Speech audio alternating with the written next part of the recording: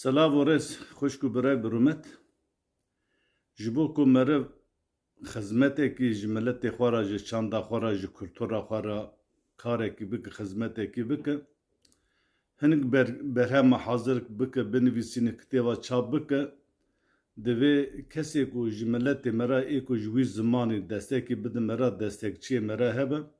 Alîkariya me re bikire piştgiriyê bide mereva ku meriv jî hê bi eşq û bi şoq wî karê xwe bike ku karibe berhem û kar û xebatê hê berhemtir, hê feydedartir, hê baştir û qençtir amade bike binivîsîne. Ji ber wê ez dixwazim bi jwara bê min du kitêb nivîsandiye. Ev kitêbê hanena divê hûn alîkariya me bikin ji destê me derînin ku ez jî karibim wek nivîskarê milletê din zêdetir berhema binivîsînim, kitêba binivîsînim û kar û xizmeteka ji bo milletê xwe çand û kultur û wêjiya milletê xwe bikim.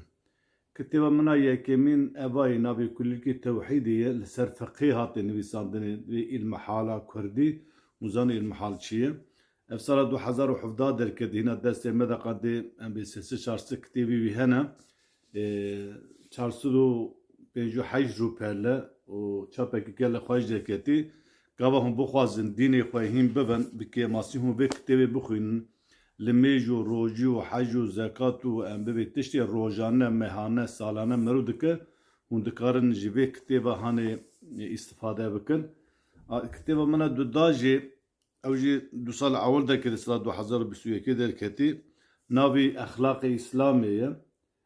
Li ser exlaq hatê nivîsandinê ku di nava musulmanan bi piranî exlaq gelekî kêm bîye.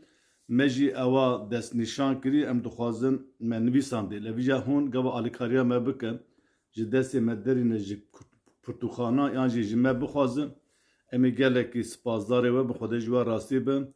Bira di nav pirtûxanê we de kitêbê xwe berhemê Kurdîn hebe.